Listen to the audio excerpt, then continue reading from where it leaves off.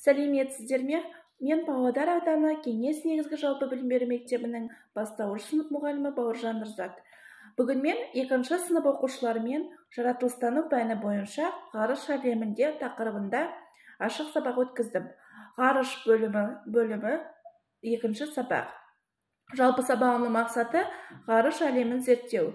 Жеке ғарыш әлемінің атауларын ұғыну және зерттеу болып табылды.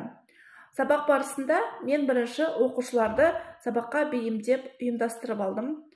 Сабақтың ортасында жаңа технологияларды қолдану арқылы арнайы цифрлық бағдарламамен әзірленген сөз жұмбақтарды балаларға ұсындым.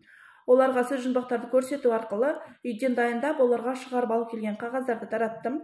Олар сол қағаздарда сөз жұмбақтарының жауабын жазды. Осы арқылы біз сабағымызды нығайтып, бекітіп, ары қарай жұмысымызды жалғастырдық.